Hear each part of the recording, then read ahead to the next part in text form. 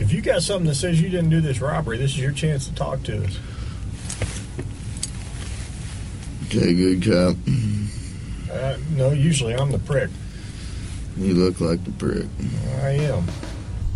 On a regular night in the state of Georgia, all of a sudden, the alarm went off in a corner street 7-Eleven convenience store. The police raided the home to find a known heroin user to be sitting with a gun in his hands. Police had no other option but to put him under arrest and bring him into the interrogation room. The suspected criminal would later be discovered to be James Pearson. Am I under arrest? For now. I'm under arrest? Yeah, I'll explain everything, but before I explain myself to you, before we talk to each other, I need to read your rights, okay? What am I under arrest for? Well, like I said, I need to read your rights first. Obviously, the charge is robbery, okay? James, a sharp individual, starts his defense asking what am I under arrest for.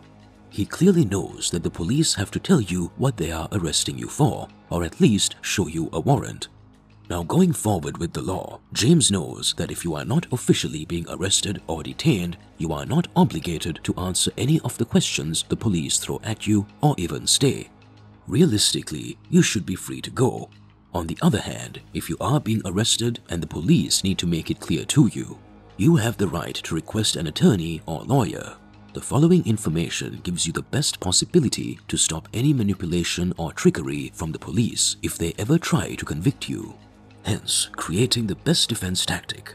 What's interesting is that in the United States, when one is under arrest, the police or any other authorities are forced by law to read you out loud your Miranda rights.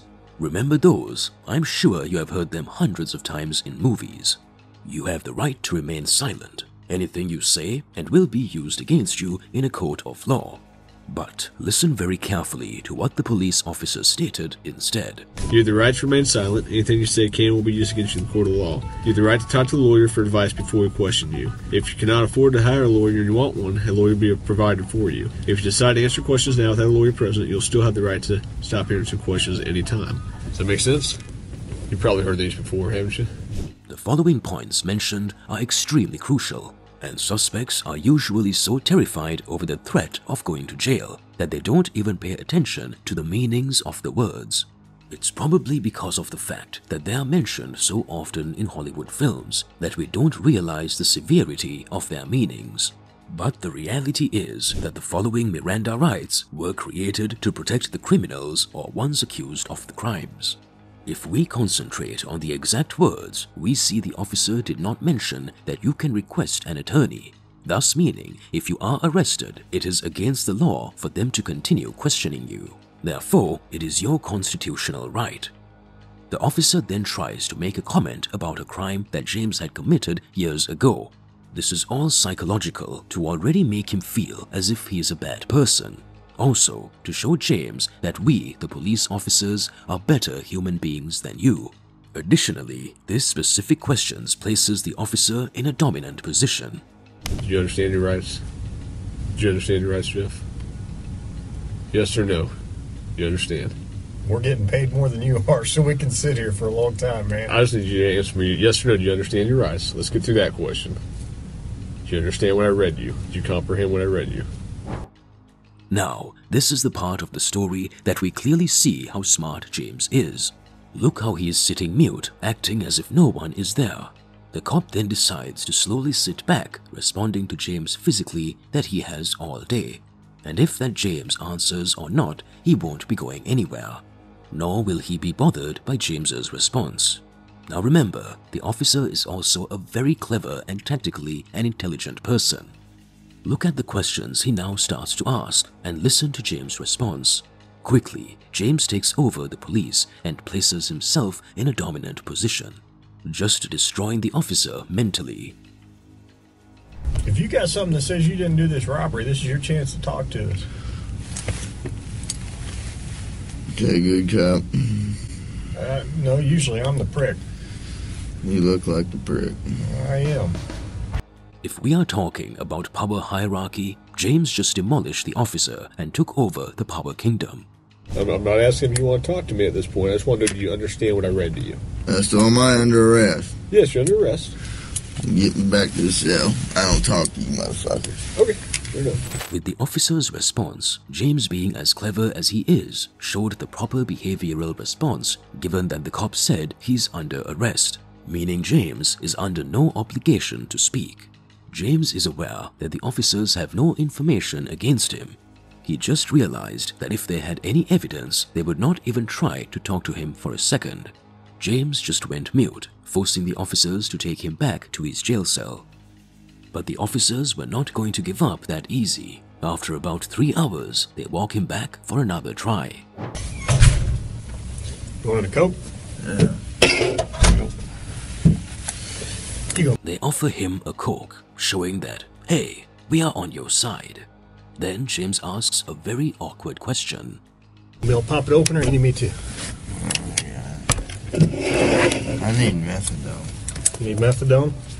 Yeah, you guys can get me that methadone? I don't have any. Do you have medication for it, or a prescription for it? Or? No. What do you need methadone for? Because I'm a fucking junkie, and you guys, I can't get no methadone. I'm gonna go through withdrawal here in a minute. You can see James is shaking from the substance abuse withdrawals. Look at how his body is quivering. Now methadone, the requested medication, is a HCI injection that many drug users take, used to battle extreme withdrawals, especially when you first quit heroin or cocaine. The officer then asks a warming question to build trust. How long you been using heroin? Long time, buddy. 10 years? 15 years? I hardly been alive that long. What are you trying to talk to me about here? Talk to you about what happened last night. Look at the cop asking him if he uses heroin. This is all a tactic to make James feel at ease and make him feel the cop is on his side. Look, here's the deal. Either you're in a bad set of circumstances, or you went and committed an armed robbery last night. Yeah, All right? I'm in a shitty, wrong place at the wrong time, obviously. I didn't commit no fucking armed robbery. All right, then let's talk about this. Let's I not don't have keep nothing. up I the don't talk act. to the police, man. James is clearly aware that this good cop report tactic is all just a way to get him to confess, and he's over it. All he wants to do is be free, as he knows he didn't do anything. Okay. I've been through the system, buddy. I know how I know it you works. have. I know you have, You're Jeff. not my friend. I'm not your friend. You're trying to fucking get me. Or you're No, trying I'm not trying to get all you. you're trying to get is some fucking stupid ass fucking confession, and you're not going to get one. Jeff, I'm not going to get a 'Cause- confession out of you for nothing. Exactly, because I And didn't I'm do not nothing. trying to get a confession out of you. Okay, I'm going to tell you, I didn't commit no armed robbery, and y'all ain't got no fucking evidence saying I did. Let me go. All you did is find me sitting in my buddy's house because my fucking buddy's dog's going ape shit. I go outside, there are cops everywhere, and they spotlight me. James clearly tells him, hey buddy, I know what you're up to and you're not my friend. All you're trying to do is trick me into confessing. He tells him, no matter what you do, I'm not confessing, buddy. He say, come here. I say, what's up? They search me. They ain't find Hang on. nothing. What's Let up? me read this. No. Yes. Because I'm not going to sign it. You don't have to sign it. But let me read it for you. Okay? I'm not signing nothing. You don't have to sign it. The officer even tells James, let me read you what we have. And James tells him, no, buddy, I'm not interested in your nonsense. It's interesting that the officer admits he's not trying to convict James of any crime, but at the same time, he has him in handcuffs and in repeatedly questioning him. The funny part is that he has a rebuttal for every question asked. It's as if James has gone through these types of interrogations multiple times in the past. But you have to give James even more credit. He is dodging every question, all while experiencing extreme withdrawals. In many similar situations, 99% of street drug addicts would have given in by now. Let's not forget, by now, James has stated multiple times to the officer that all they are trying to do is get an admittance out of him. Now, in today's day and age, many officers use a technique called the Reed technique. It is a revolutionary method that has been used for more than 50 years to open you up to the truth. It was masterminded by a world-renowned clinical psychologist and police officer in 1951 to get an admittance out of a man that brutally killed his own wife. It's very technical with 9 different steps, but if followed, it can get an admittance out of almost any guilty suspect. Step 1. Let the criminal know kindly why you are accusing. Step 2. Blame the incident on someone else to create guilt. Step 3. Create a tactic to minimize and sort of denials out of the suspect. Then even if you look closely at step 7, give the criminal 2 different options to choose from, showing what happened. The question is a trick question. Although one option seems better than the other, both prove him guilty at the end of the day. Best of all, step 7 corners the individual, and it has even shown to get false confessions. What's funny is that this method was scientifically masterminded to convict Daryl Parker to admit to murdering his wife. However, it later became evident that he was actually innocent. Daryl Parker was deceived into giving a false confession. Bamboozling at its finest. Tell me what happened last night. Plain and simple. Your side of the story. I'm not talking to you. I'm a lawyer. All right. This is what I don't understand. I know, but this is what I don't understand, Jeff. You were sitting there talking just like you were ready to sit here and tell me what happened last night, and then all of a sudden I read that to you, and you screw it, I ain't talking to you. I want a lawyer. I don't understand that. What changed? Because I told you what. I already told you what happened. You didn't. How didn't I? You didn't tell me what happened last night. How didn't I just tell you what? But now you've handcuffed me, and I can't talk to you because you've asked for an attorney. So, okay, that's fine. But I will tell you right now, you're still on a hold for a robbery. I know. I don't know why. I need a fucking lawyer because obviously I didn't do nothing. And obviously you guys know I didn't do nothing because I've been arrested for the same bullshit before, and you guys don't interview me this much. So, wham bam, thank you for the coke, put me back in the cell. That's my home. We haven't interviewed you yet. James even asks the officer for a lawyer, telling him that he has been wrongfully convicted. Thus, that's why he believes it's crucial to obtain a lawyer. All we can say is this next part will amuse you even more, as James shows who the real boss is. Here's what the deal is. I have enough evidence Like what? of the armed robbery, okay? But, you know, if you're saying you didn't do it, you need to give me your side of the story. I didn't do it. Okay, well, give me your side of the story. You got to, convince me. Because I got a lot of evidence. I got a lot of physical evidence. Well, like what? Name the physical. Well, I don't need to, why should I tell you that? This is the section of the interrogation where you can just see the police officer is just making nonsense claims. And James answers him right away. What is your evidence? The officer then realizes that time is running out and moves apart from the read technique, just moving forwards with the threats that are irrational and make no sense. Realistically, if he had evidence, it would make James panic and give up even more information, but it's going nowhere. Rather, the officer starts acting childish, stating that since James did not help him out, so he in no way will help James. There's only a couple pieces of evidence I'm missing. Name them. What's that? Name them. Well, why do I need to do that? You haven't helped me out at all. You give me a little bit, I give you a little bit. We go back and forth. I give you one of my pieces of evidence, now give me a little something. Alright? What time do you get over to Aaron's house? No, anything I say here can and will be used against me. Sure, but anything you say here, I can also tell your parole officer that you helped me out. That doesn't mean dick. Again, stating that he has evidence, but when James asks to prove what he has, he just goes silent. The officer even states that if he admits to the crime, he will recommend to his parole officer to basically be kind to him. But James realizes that his words have no meaning. Imagine getting a gold crown, but you're stuck behind bars for 10 years. Well, it's completely useless. We conclude here that the officers have zero evidence to excuse Jeff of being a guilty criminal. The officer then gets nervous as James has asked for an attorney, but they are still pounding him with no-nonsense questions. Worst of all, time is running out. But on the bright side, for James, he has become aware that time is running out, and if they do not get a confession soon, they have to let him free.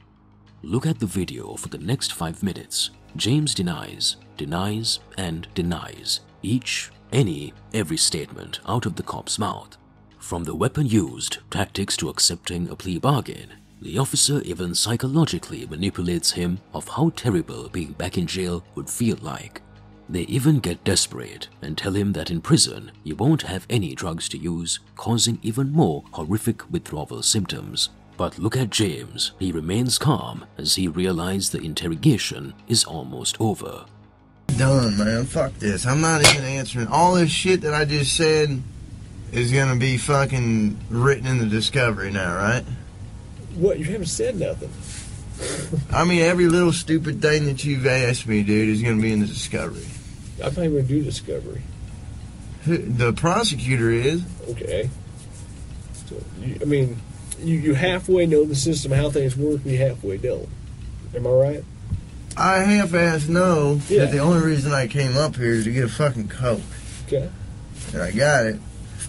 But now I want a Butterfinger. But that's not going to happen for a while. What, the Butterfinger? Yeah. Why not?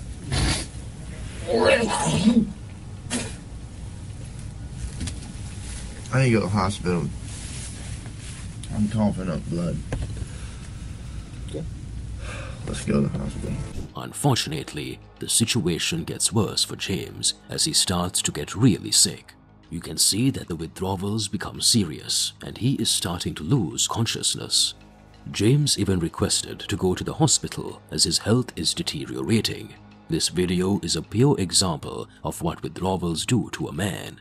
The officer then denied his request to the legal medication drug HCI and repeatedly accused him of a crime he did not do. After all, this wasn't ethical as they had no evidence. You have to give James credit though. He stood up to all their threats and accusations, all while knowing he was innocent and experiencing heroin withdrawals. Something tells me James would be a good lawyer one day, showing immense mental strength and a forever attitude, no never give up for what you believe in. Although it took almost 11 hours, fortunately at the end of the day, James was released and was to be a free man. Every story has a happy ending, and reports have claimed that James is now off drugs and narcotics, choosing the righteous and clean path in life. He even started his own YouTube channel, giving life tips and sharing his new positive attitude for life. The following video in no way is legal advice or defense tactics to help you if you are ever caught doing a crime. It is recommended that if you are ever taken into the police interrogation room, please tell the truth, as the truth is always the right way to go about in life.